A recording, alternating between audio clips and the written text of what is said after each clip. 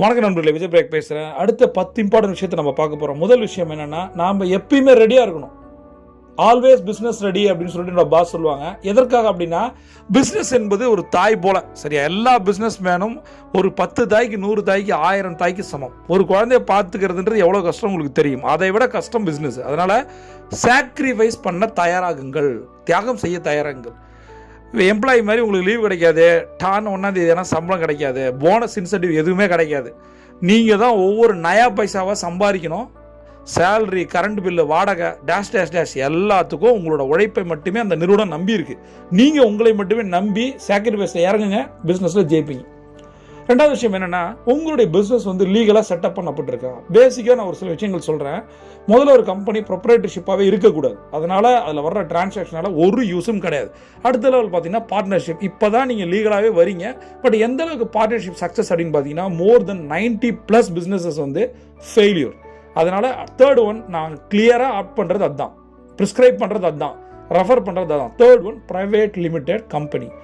இப்போ நான் பேசுகிறத எத்தனை பேர் கேட்குறீங்க, அவங்களுக்கு எத்தனை ப்ரைவேட் லிமிடெட் கம்பெனி இருக்குது, கணக்கு காட்டணும். எல்லாமே ஒயிட் மணியாக இருக்கணும். அப்போ தான் 3 years 5 years 10 years 20 years down the line உங்களுக்கு கவர்மெண்ட்லேருந்து எல்லாமே கிடைக்கும். சரியா, அவங்களோட நிதி நிறுவனங்களாக இருந்தாலும் சரி, வங்கிகளாக இருந்தாலும் சரி, ஏஞ்சலாக இருந்தாலும் சரி, வெஞ்சர் கேபிட்டலிஸ்டாக இருந்தாலும் சரி, க்ரௌட் ஃபண்டிங்காக இருந்தாலும் சரி, எந்த ஒரு விஷயமா இருந்தாலும் ஒயிட்டாக இருந்தால் மட்டும்தான் சக்ஸஸ் வரும். ஆடிட்டர் சொல்கிறாங்க அப்படின்னு சொல்லிட்டு பிளாக் மணி, டேக்ஸ் கட்டாமல் இருக்கவே இருக்காது. சரியா, உங்களோட கம்பெனி முதல்ல ப்ரைவேட் லிமிடெடாக இருக்கணும். கொஞ்சம் பிஸ்னஸ் வந்த பிறகு 3 to 5 இயர்ஸ்க்கு அப்புறம் கம்பல்சரி உங்களுக்கு பிடிச்சிருந்தா, நீங்கள் ஆசைப்பட்டீங்கன்னா, பீப்புளோட ஃபண்ட் வேணும் அப்படின்னா, நீங்கள் ஒரு ப்ரைவேட் லிமிடெட்லேருந்து ஒரு பப்ளிக் லிமிடெட் கம்பெனியாக மாற முடியும். அதனால் பிஸ்னஸ் லீகலாக ஒரு என்டிட்டியாக நீங்கள் ரெஜிஸ்டர் பண்ணணும். அதற்கான முறையான கணக்கு வழக்குகள், டிரான்சாக்ஷன் எல்லாமே இருக்கணும். இது முறையாக ஆடிட்டர் மூலம், அதாவது ஆடிட்டர் சிஏ படித்தவராக இருக்கும். நிறைய பேர் இந்த பிகாமு, எம்காமு, 20 வருஷம் படித்தவன் இந்த மாதிரி ஆளை வச்சுக்கிட்டு ஒரு 1500 சம்பளம் கொடுத்து ஏதாவது ஒன்று பண்ணுறதுக்கு பேர் சார்ட்டர்ட் அக்கௌண்டன்ட் கிடையாது. நான் ரொம்ப சீரியஸாக சொல்கிறேன். மூன்றாவது மிக முக்கியமான விஷயம், உங்களுக்கு மிகப்பெரிய இலக்குகள் இருக்கலாம், மிகப்பெரிய கனவுகள் இருக்கலாம். ஒரு ஐலாண்ட் வாங்கணும், ஒரு யாட் செட் வாங்கணும், ஒரு ப்ரைவேட் ஜெட் வாங்கணும். சத்தியமாக அது நடக்கும். பட் அதுக்கு என்ன பண்ணணும் தெரியுமா? டெய்லி ஷெட்யூல் போடணும். இதுதான் நான் கோல்டன் ஹவரை சொல்லித்தரேன். ஷெட்யூல் போடுங்க. ஷெட்யூல் போடாமல் ஒர்க் பண்ணீங்க அப்படின்னா, எப்படி போடணும்? 4 மணிலேருந்து 10 மணி வரைக்கும் போடணும். அதுதான் நம்ம கோல்டன் ஹவர் டைரியில் கொடுத்துருக்கோம். அந்த டைரியை ஒழுங்காக ஃபில் பண்ணாலே நீங்கள் ஜெயிச்சிங்க. ரைட். ப்ளஸ் அடுத்த விஷயம் என்ன, 4வது பாயிண்ட், பிஸ்னஸ் ஹவர்ஸ்னு ஒன்று இருக்கு இல்லையா? பிஸ்னஸ் ஹவர்ஸ் என்ன உங்களுக்கு தெரியுமா? 10லேருந்து 1 மணிக்குள்ள உலகத்தின் 65% பிஸ்னஸ்கள் ஃபுல்ஃபில் ஆகிடுது. அப்போ தான் பிஸ்னஸே பண்ணணும். எப்போ நீங்கள் சாப்பிட்டு வரீங்களோ அப்புறம் மதம் ஆகிடுவீங்க. எது ரொட்டீனான ஒர்க்கோ, எது கஸ்டமர் இன்ட்ராக்ஷனோ அதெல்லாம் அப்போ வச்சுக்கணும். சேல்ஸ் அண்ட் மார்க்கெட்டிங் விஷயங்கள் எல்லாமே 10 to 1 முடிஞ்சிடணும். அதை மதியானத்துக்கு மேலே எடுத்துகிட்டு போகக்கூடாது. ஃபினான்ஸு, HR, ஆப்ரேஷன்ஸு, இந்த மாதிரி விஷயங்கள் மட்டும்தான் நீங்கள் ஒரு 2 மணிக்கு மேலே 3 மணிக்கு மேலே பண்ணணும். கரெக்டாக பிஸ்னஸ் ஹவர்ஸை யூஸ் பண்ணிங்கன்னா உங்களோட பிஸ்னஸ் கோல்டன் ஹவராக மாறும், மணி ஹவராக மாறும், வெல்த் ஹவராக மாறும். 5வது பாயிண்ட் என்ன அப்படின்னா, எப்பயுமே நீங்கள் ஒரு ரூலை ஃபிக்ஸ் பண்ணிங்க. ஃபார் எக்ஸாம்பிள் 20-80 ரூல்னு இருக்குது. என்னென்னா 20% தான் நீங்கள் சம்பாதிக்கிறீங்க, வெளியில் 80% இருக்குது. 80-20 ரூல்லாம் என்ன? 80% பிஸ்னஸை 20% மக்கள் தான் தராங்க. அப்போ நிறைய டைம் வேஸ்ட் பண்ணுறோம். 80% சேர்ந்தே 20% ரிசல்ட். இந்த மாதிரி ஒரு ரூலர் பிரின்சிபல் வச்சுருந்தீங்கன்னா, பொமரோடா டெக்னிக் ஒன்று இருக்குது. 25 நிமிஷம் + 5 நிமிஷம் ரெஸ்ட்டு. ஒரு நாளைக்கு 10 பொமரோடா பண்ணால் நீங்கள் 100% சத்தியமாக நீங்கள் லட்சாதிபதி கோடீஸ்வரன். அப்படி இருக்கும்போது நாம் ஒரு ரூலை ஃபிக்ஸ் பண்ணுறோம். 20-80, 80-20, பொமரோடா, இது 3 இது மாதிரி என்னென்ன ரூல்ஸ் அண்ட் பிரின்சிபல்ஸ் இருக்கோ அது எல்லாமே நீங்கள் ஸ்டிக் பண்ணணும். ஒரு நாள் பண்ணுறேன், மறுநாள் பண்ணலை, அந்த கன்சிஸ்டன்சி இல்லை அப்படின்னா பிஸ்னஸ் கோயிந்தா. 6வது டிப் என்ன அப்படின்னா, மல்டி டாஸ்கிங்கிறத ரொம்ப நம்பவே கூடாது. மல்டி டாஸ்கிங் எப்போ பண்ணணும்? நீங்கள் ஒரு சைக்கிள் ஓட்ட கற்றுக்கிறீங்க, ஒரு கார் ஓட்ட கற்றுக்கிறீங்க, ஒரு பைக் ஓட்ட கற்றுக்கிறீங்க. இது 3 அட் அ டைமாக பண்ணுறீங்க. முதல்ல சைக்கிள், அப்புறம் பைக்கு, அப்போ கார். அது மாதிரி சிஸ்டமைஸ்டு ப்ராசஸில் இருக்கணும். மல்டி டாஸ்கிங் பண்ணுறதுக்கு உங்களுடைய முதல் பிஸ்னஸில் ஓவரால் ப்ராஃபிட்டு 80% அதுலேருந்து டர்ன் ஓவர் ப்ராஃபிட் வரணும். அப்போ தான் செகண்ட் பிஸ்னஸ் போகணும். அப்போ 80% நேரத்தை ஒதுக்கிட்டு 20% செகண்ட் பிஸ்னஸ் ஆரம்பிக்கணும்.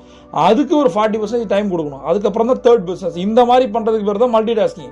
நீங்கள் பாரு, அட் அ டைமில் ஒரு 5 பிஸ்னஸ் ஆரம்பிக்கிறது, 3 பிஸ்னஸ் ஆரம்பிக்கிறது, ரியல் எஸ்டேட் பண்ணுறது, இன்சூரன்ஸ் பண்ணுறது, நெட்வொர்க் மார்க்கெட்டிங் பண்ணுறது, ட்ரெடிஷனல் பிஸ்னஸ் பண்ணுறது, இதெல்லாம் கலந்து கட்டி அடிச்சிங்கன்னா கடங்காரன் காத்துக்கிட்டே இருக்கான், அவன் கலந்து கட்டி அடிக்க. அதனால் மல்டி டாஸ்கிங்கை விட்டுட்டு ஒவ்வொரு ஸ்டெப்பாக பண்ணிங்கன்னா லைஃப்பில் ஜெயிக்கலாம். 7வது பாயிண்ட் என்னென்னா, மிக முக்கியமாக டைம் மேனேஜ்மெண்ட் பற்றி நான் சொல்கிறேன். ஒன்று ஃபினான்ஸ் மேனேஜ்மெண்ட் ரொம்ப ரொம்ப முக்கியம், அடுத்தது வந்து பீப்புள் மேனேஜ்மெண்ட் முக்கியம், அதை விட டைம் மேனேஜ்மெண்ட் முக்கியம். இது எதுக்கு பெஸ்ட் அப்படின்னு கேட்டிங்கன்னா, ஒரு சூப்பர் டூல் இருக்குது, நான் ஆல்ரெடி சொன்னேன், பொமடோரோ டெக்னிக். கீழே டிஸ்கிரிப்ஷனில் லிங்க் கொடுத்துட்றேன். அந்த பொமடோரோ டெக்னிக்கை டெய்லி பண்ணுங்கள். Start with 1 or 2, right? அதை 5 கன்வெர்ட் பண்ணுங்கள், 10 பண்ணுங்கள். 15லேருந்து 20 பொமடோரோ டெக்னிக்ஸ் பண்ண முடியும். நீங்கள் 20 பண்ணி கன்சிஸ்டன்சியாக 21 நாள் முடிச்சு பாருங்கள், உங்கள் அக்கௌண்ட்டில் 1 கோடி ரூபா இருக்கும், ரைட்? அதான் அந்த பவர் ஆஃப் பொமடோரோ. அடுத்த விஷயம் வந்து நம்ம வந்து ரெஸ்பாண்டிங் அப்படின்னு சொல்லுவாங்க. Success secret equal to responding. நீங்கள் உங்களுடைய மெசேஜஸ்க்கு வந்து பதில் சொல்கிறீங்களா? உங்களுடைய வாட்ஸ்அப் மெசேஜ், டெலகிராம் மெசேஜுக்கு பதில் சொல்கிறீங்களா? மெயினாக இமெயிலுக்கு சொல்கிறீங்களா? அல்லது கால்ஸ் வந்தால் ரெஸ்பாண்ட் பண்ணுறீங்களா? இந்த நாளை பொறுத்து தான் பிஸ்னஸ் இருக்குது. ரெஸ்பாண்ட் பண்ணலை அப்படின்னா அது வேற மாதிரி ஆகிடும். நிறைய பேர் அதை பண்ணுறதில்ல. நீங்கள் ப்ராப்பராக மெயிலை செக் பண்ணணும், எஸ்எம்எஸை பார்க்கணும், வாட்ஸ்அப்போ டெலகிராமோ ரியாக்ட் பண்ணணும்.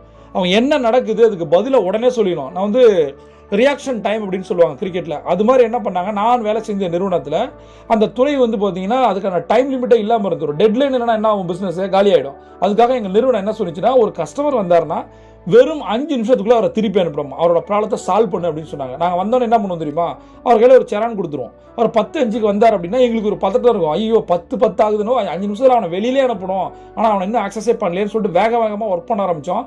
இது எங்களுக்கு ஒரு மிகப்பெரிய சக்ஸஸை கொடுத்தது.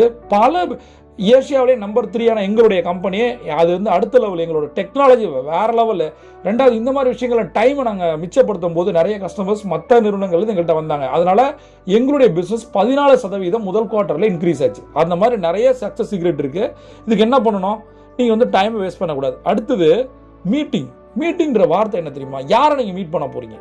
அவர் ஒருவேளை வந்து இன்வெஸ்டராக இருக்கலாம், வெண்டராக இருக்கலாம், உங்களோட கஸ்டமராக இருக்கலாம். அதற்கான ஒரு டைம் ஸ்பேஸை கண்டிப்பாக நீங்கள் கொடுக்கணும். கண்டிப்பாக நீங்கள் உங்களோட கஸ்டமரை மீட் பண்ணணும், இன்வெஸ்டரை மீட் பண்ணணும், வெண்டாஸை மீட் பண்ணணும். மாதம் ஒரு தடவையாவது இந்த பெற்றோர் ஆசிரியர் கழகம் மாதிரி போய் சந்திக்கிறோமா இல்லையா? பையன் படிக்கிறோன்னா எங்கேயாவது போய் உட்காந்து மொக்கையாவது ஒரு பார்த்துட்டு வர பாருங்க. அது மாதிரியாவது நீங்கள் என்ன பண்ணணும், உங்களோட வெண்டாஸை, இன்வெஸ்டர்ஸை, கஸ்டமரை முடிஞ்ச வரைக்கும் பார்க்க ட்ரை பண்ணணும். லாஸ்ட் பாயிண்ட், இந்த 10வது பாயிண்ட் என்ன தெரியுமா? நான் திரும்ப சொல்கிறேன், எந்த ஒரு விஷயம் பண்ணாலும் கான்ட்ராக்ட் இருக்கணும். இது பண்ணாதால நிறைய கம்பெனிகள் ஊற்றி மூடிட்டு போயிருக்காங்க. உங்களுக்கும், அதாவது நீங்கள் ஒரு அமௌண்ட் கொடுக்குறீங்கன்னு வச்சுப்பேன், சே ஃபார் எக்ஸாம்பிள் 1000 ரூபா ஒருத்தனுக்கு கொடுக்குறீங்க, டொனேஷன் தேவையே கிடையாது. ஆனால் 10 ரூபா கொடுத்தாலும் கூட நீங்கள் ஒரு ரெசிப்ட் வாங்கிட்டு கொடுக்கணும். நான் வந்து ஒரு பெரிய பணக்கார தொழிலதிபரை பார்க்க போயிருந்தேன். அவர் பேசிட்டே இருக்கும்போது என்ன பண்ணாங்க, ஒரு வாட்டர் கேன் வந்து ஒருத்தர் கேட்குறாரு. அதுக்கு என்ன சொல்கிறாரு இவர், அந்த வாட்டர் கேன் பையனுக்கு ரெசிப்டில் சைன் போட்டு கொடுக்குறாரு. அப்புறம் ஒரு 100 ரூபா கேட்டு ஒருத்தனுக்கு வரான். அந்த 100 ரூபாய்க்கு அவனை வெயிட் பண்ண வச்சு ரெசிப்டில் கையெழுத்து வாங்கி 100 ரூபா கொடுத்து அனுப்பிச்சாங்க. நான் கேட்டேன், என்ன சார் இவ்வளோ பெரிய பணக்காரர் நீங்கள் போய் இப்படி பண்ணுறீங்க? அப்போ அவர் சொன்னார், சார் வெறும் வெள்ளை பனியன் அழுக்காகி பாம்பேலேருந்து ட்ரெயினில் வந்தேன் சார், என்னை வந்து எல்லாம் 0 ஆக்கி அனுப்பிச்சி விட்டானுங்க. சென்ட்ரல் ஸ்டேஷனில் உட்காந்து 2 மணி நேரம் அழுது சார். ஒவ்வொரு தடவை ஒரு 100 ரூபா கொடுக்கும்போதோ 10 ரூபா கொடுக்கும்போதோ, ஈவன் 1 ரூபா நான் ஒரு பிச்சை போடும்போது கூட நான் அந்த வெள்ளை பனியன் அழுக்கு பனியனோட சென்டரில் உட்காந்து அழுது ஞாபகம் வரும். காசு தான் சார் எல்லாம். காசு இல்லைன்னொடனே என் ஒய்ஃபையும் என் குழந்தையும் என் மச்சான் கூப்பிட்டு திரும்பி பார்க்காம போயிட்டே இருந்தான். எனக்கு மெட்ராஸில் யாரையுமே தெரியாது. பாம்பேலேருந்து வந்து நான் 3 இயர்ஸ் உட்காந்து ஒரு கொத்தனார் வேலைக்கு போய் இந்த சாம்ராஜ்யத்தை நான் ஆரம்பித்தேன். பணம் ரொம்ப ரொம்ப ரொம்ப முக்கியம் சார் அப்படின்னு சொன்னார். இதோட யதார்த்தம் உங்களுக்கு புரியுதா நண்பர்களே? புரிஞ்சுங்க. பணத்துக்கு ரெசிப்ட் வேணும், பணத்துக்கு கான்ட்ராக்ட் வேணும். அதனால் நான் சொன்ன இந்த 10 விஷயத்தையும் 1 by 1 ஹெட்செட் போட்டு கேளுங்க, நோட்ஸ் எடுங்க. நண்பர்களே, வந்து ஒரு பிஸ்னஸ் ஆரம்பிக்கிறதுன்றது சாதாரண விஷயம் கிடையாது. அதில் ஜெயிக்கணும்னா நீங்கள் யோசிங்களேன், உங்களோட வெள்ளை பனியன் அழுக்காக வந்து ஒரு பாம்பேலேருந்து ஒரு சென்ட்ரல் ஸ்டேஷனில் வந்து அந்த மாதிரி ஒரு நிலைமை உங்களுக்கு வரணுமா? வரக்கூடாது அப்படின்னா நான் சொன்ன இந்த 10 பாயிண்ட்டையும் நோட்ஸ் எடுத்து இம்ப்ளிமெண்ட் பண்ணுங்கள். டவுட் இருந்தால் கேளுங்க. பிரபஞ்சம் கொடி தர காத்திருக்கு. நீங்கள் ஒரு சாம்பியன். C on top.